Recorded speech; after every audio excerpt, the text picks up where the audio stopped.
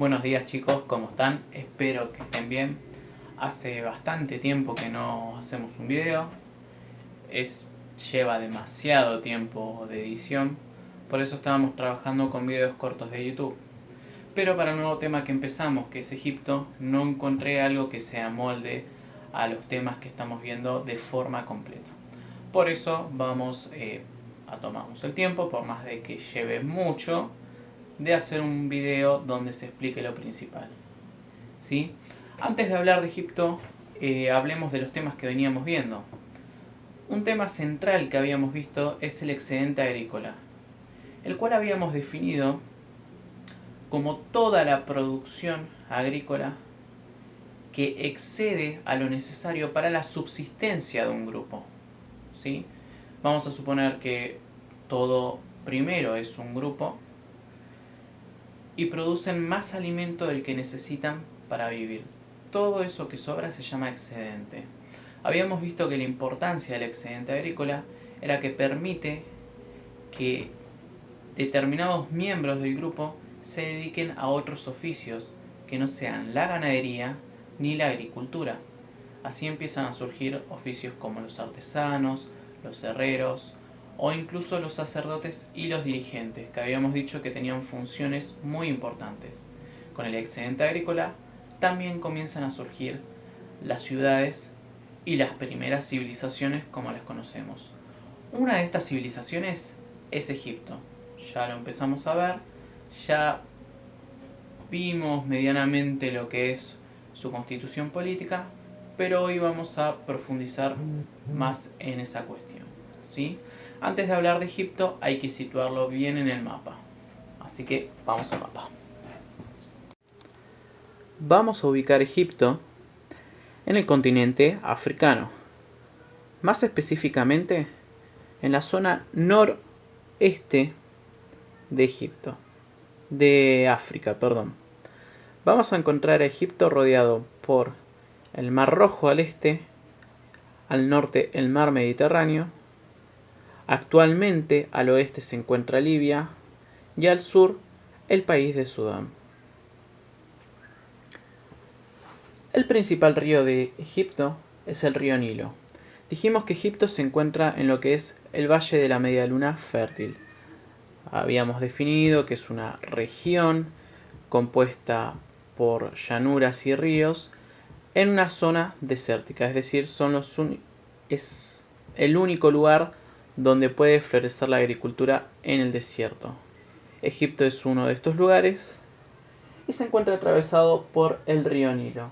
Es el río más largo de África, tiene una orientación de sur a norte, desembocando en el mar Mediterráneo. Comercializaban. Nace en Burundi. En Burundi se dirige hacia el sur, atravesando Ruanda, Tanzania, y luego comienza a ir hacia el norte, dirigiéndose hacia Uganda, Kenia, República Democrática del Congo, Sudán del Sur, Sudán y finalmente Egipto, hasta desembocar en el delta de Egipto en el mar Mediterráneo. El río tiene distintos cursos. Las zonas altas del río, es decir, donde nace, se va a llamar curso alto del río.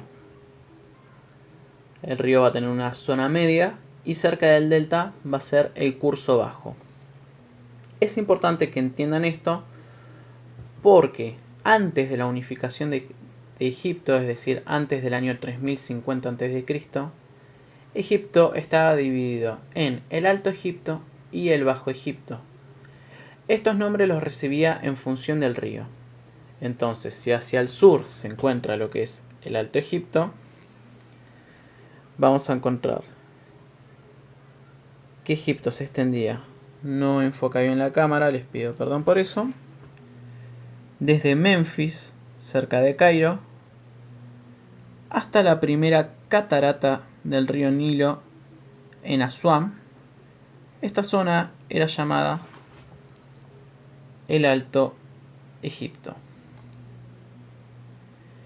y la región que se extendía hasta el delta era el Bajo Egipto. Ahora vamos a pasar a hablar más específicamente de la parte histórica, ¿sí? De lo que era el Alto, el Bajo Egipto y la unificación. Históricamente, Egipto estuvo dividido, como ya se explicó, en Alto Egipto y Bajo Egipto. El Alto Egipto se caracterizaba por tener un rey. Ambos Egiptos tenían un rey que era el gobernante. En el caso de el Alto Egipto, el gobernante llevaba una corona blanca llamada Etchet. Esta tenía una forma ovalada, como pueden ver en la imagen. La topografía del lugar era la de una llanura muy fértil, gracias al río Nilo. En la próxima clase vamos a ver un poco más en detalle cómo afectaba la economía del río Nilo.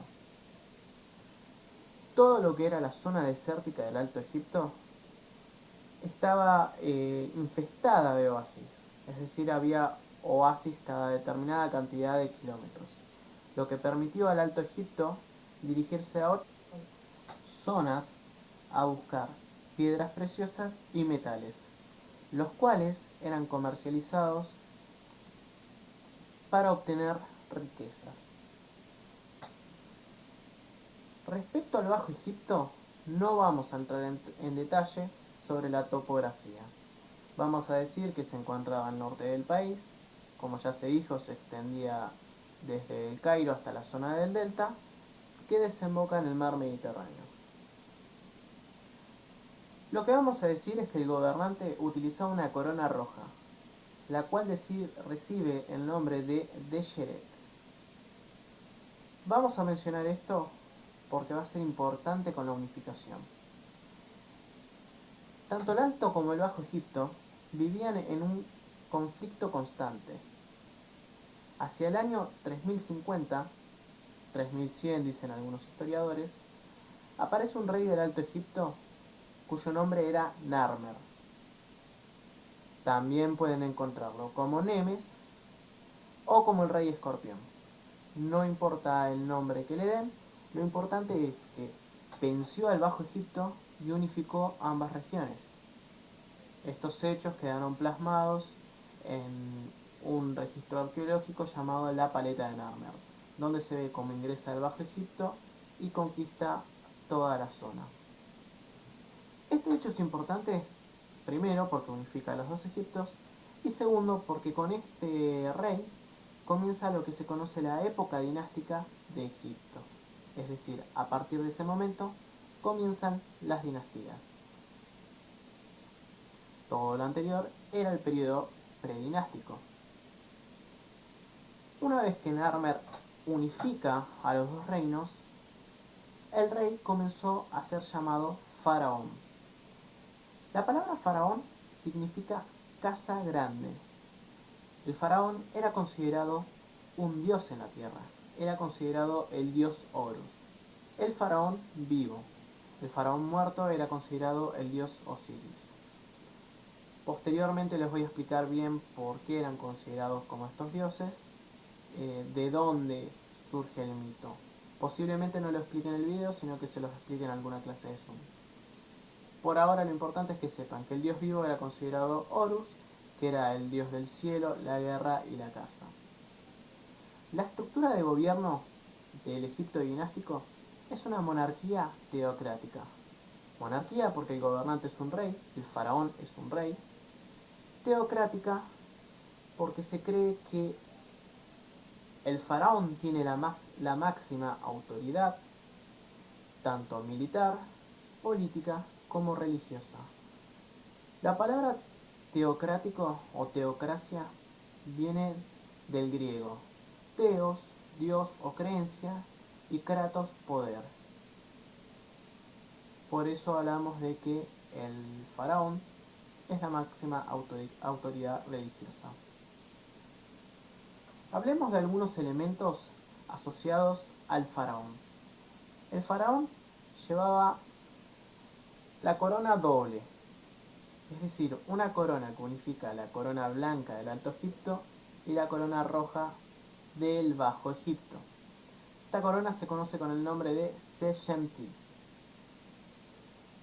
Además de la corona doble, llevaba dos cetros, el Neshek, el cual está asociado a Osiris, y el Eka, que tiene la forma del cayado de un pastor, el cual indicaba que el faraón era un pastor que guiaba a su ganado. Otros símbolos que se asociaban al faraón eran la barba postiza y el trono, el cual era el sitio desde el cual él gobernaba, donde se sentaba.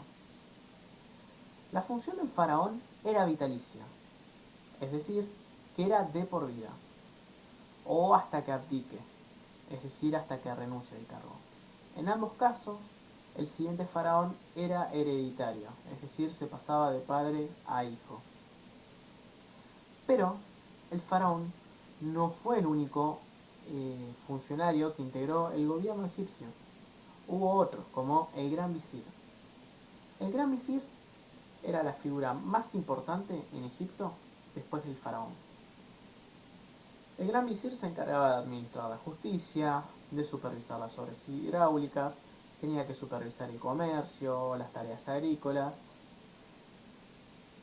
y todas las funciones importantes del gobierno. El gran visir era designado por el faraón, pero hubo casos en que fue hereditario, es decir, pasaba del padre al hijo.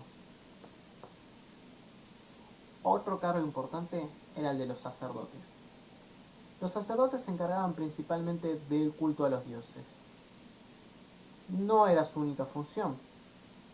Ellos debían realizar distintas ceremonias, realizar ofrendas a los dioses.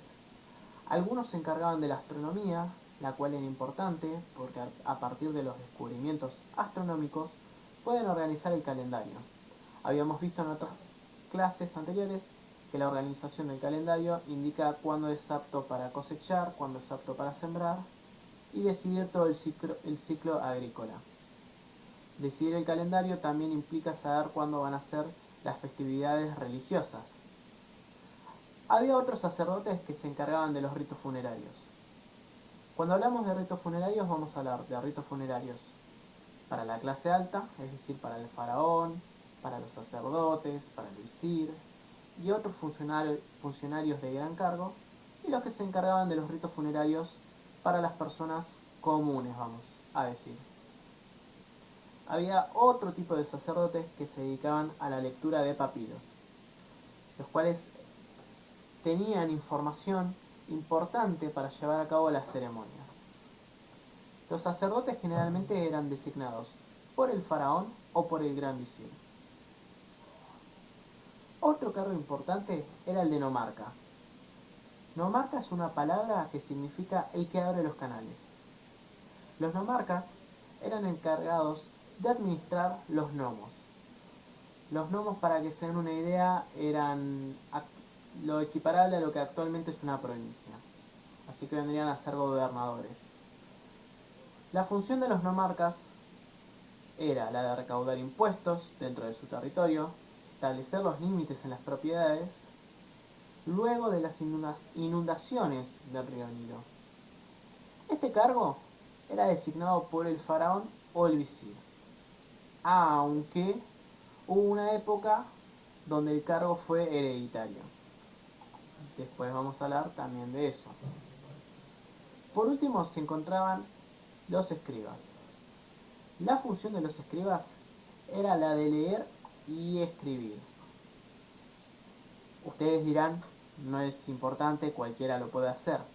En la época de la que estamos hablando, no cualquiera leía ni escribía, era un conocimiento sagrado y limitado a las clases altas. Por eso era tan importante su puesto. Bien, recién les dije que el cargo de visir tuvo una época donde fue hereditario. Perdón, el cargo de nomarca, no de visir.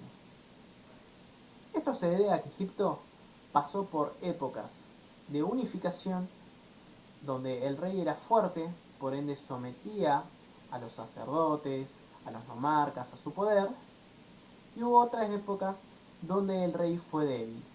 En ese caso el poder se descentralizaba. No tenía el poder el rey, sino que lo tenían los sacerdotes y los nomarcas. Tenían mayor poder de decisión que el rey. Tanto como para poder oponerse al faraón. Los periodos o épocas donde el rey fue fuerte son el reino antiguo, el cual se extendió del 3000 a.C. al 2190, el reino medio, el cual se extendió del 2052 a.C. al 1778 a.C., y el imperio nuevo, del 1570 a.C. al 715 a.C. Los periodos donde el rey fue débil, el faraón fue débil, y se descentralizó su poder fue el primer periodo intermedio, del 2190 a.C. al 2052 a.C., el segundo periodo intermedio, del 1778 a.C. al 1570 a.C., y el tercer periodo intermedio. Luego del tercer periodo intermedio, Egipto volvió a ser fuerte, pero la dinastía que ocupó el cargo era una dinastía griega, es decir, los griegos conquistaron Egipto y dispusieron que los faraones fueran descendientes de griegos. Eso se conoció como el Egipto Ptolomaico. La última faraona del imperio Ptolomaico fue Cleopatra.